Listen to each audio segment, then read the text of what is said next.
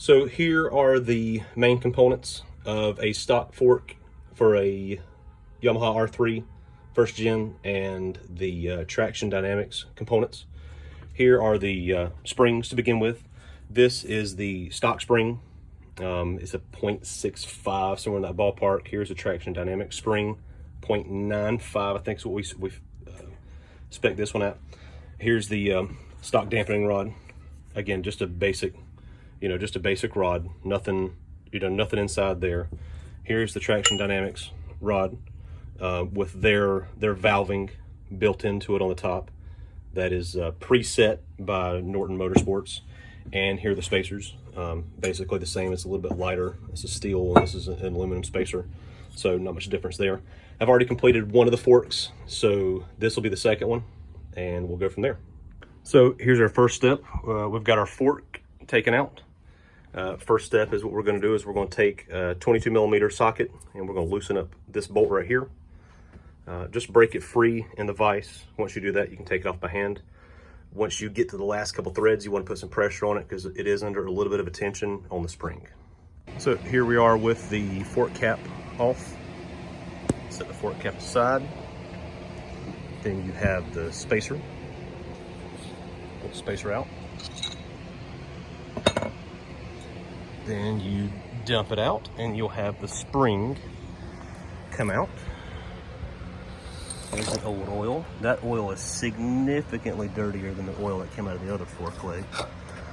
So there's the spacer. There's the spring. And we're just looking for the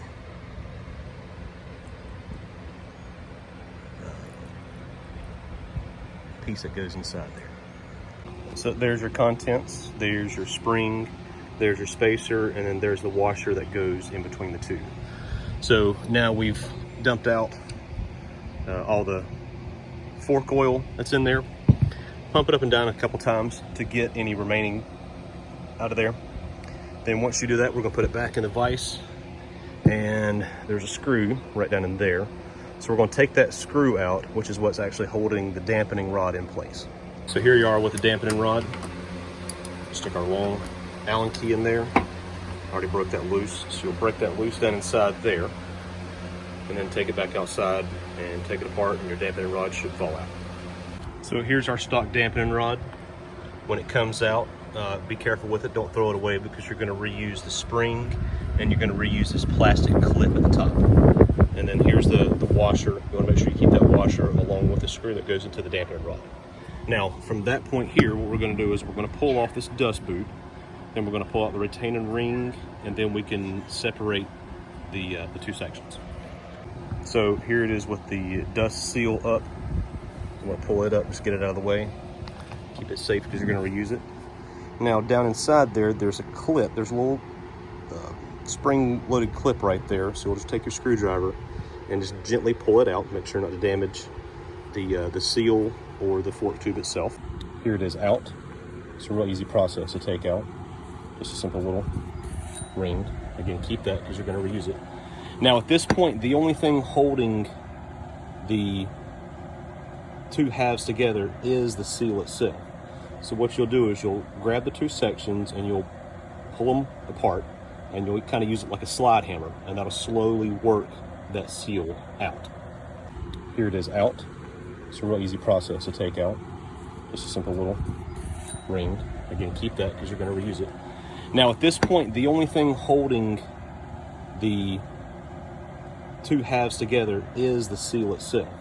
So what you'll do is you'll grab the two sections and you'll pull them apart, and you'll kind of use it like a slide hammer, and that'll slowly work that seal out. There you go, just like that. Got it apart. There's your oil seal, there's your spacer, and there's your bushing inside there. So what we'll do is we'll pull off the oil seal off the top, same thing with the spacer. We'll leave the bushing in place. Then at that point, we're going to take all of our stuff and we're going to clean everything up. Actually, this plastic piece here, this plastic piece does come out and does not get reused. So we'll set that guy aside. And so we'll take our fork tubes, we'll clean those up real good. We'll take our lower leg, clean it up real good with some brake cleaner, clean all the surfaces real good. Then we'll begin reassembly. Okay, so what we're going to do here is we're going to reinstall the oil seal. So what we'll do is we'll take the lower tube. I've got some Race Tech grease here. We'll take the lower tube inside this upper lip right here. We'll take this upper lip and we'll put a good coat of grease there. Then we'll put a good coat of grease on the seal itself here. And then I'll be right back and I'll show you how to do that. Okay, so what we'll do is we got the oil seal on. We got our grease on the inside of the lower tube. We'll put everything back together. Kind of slowly put it together. And at this point, what we'll do is we'll use our tool, this here, to hammer that seal down into place. It comes apart.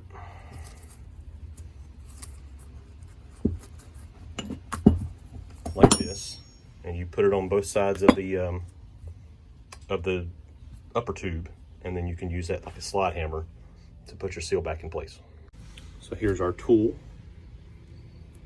on the seal. So we'll take it and just use it, and you'll see as the seal starts to seat down inside there.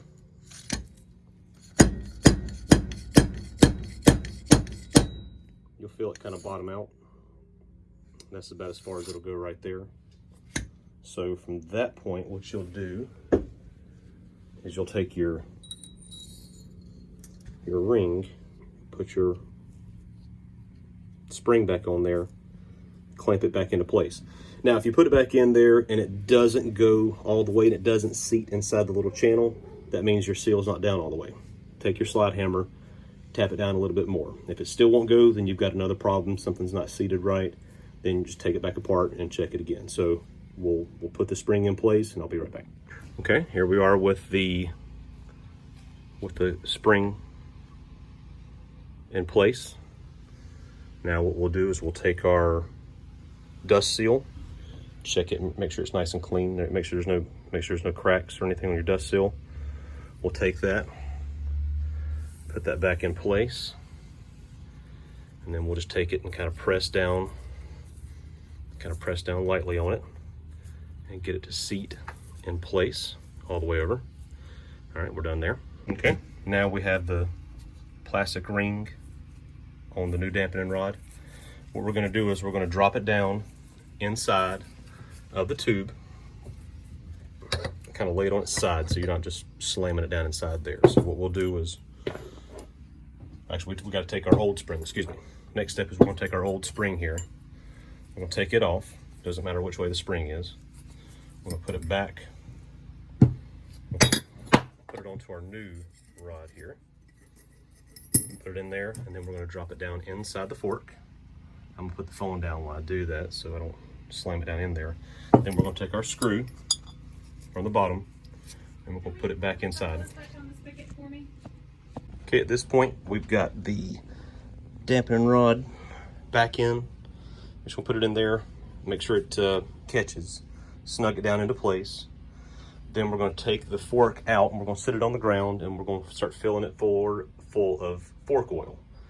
We're going to fill it about 3 inches to the top, and then we're going to work it in and out to kind of get all the air bubbles out of the fork tube itself.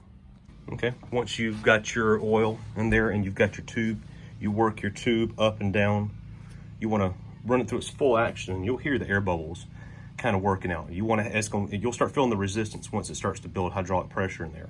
Work up and down until you don't hear any air bubbles as you're going in and out. And once you get to that point, then you can take your new spring, which is right here. Take your new spring. Doesn't matter which side is which. You're going to drop it down inside. Then you're going to take your washer that you had earlier. You're going to take it and you'll drop it down inside as well. Then you'll take your spacer. It's got a hole in it. Instructions say it doesn't matter which side is up. I'm going to have it in the down position. And put your spacer inside there. At that point, you're ready to do your final assembly. So you'll take your cap, you extend the fork, then you'll take your cap, put a little bit of pressure on it, and you'll start threading your cap back in there.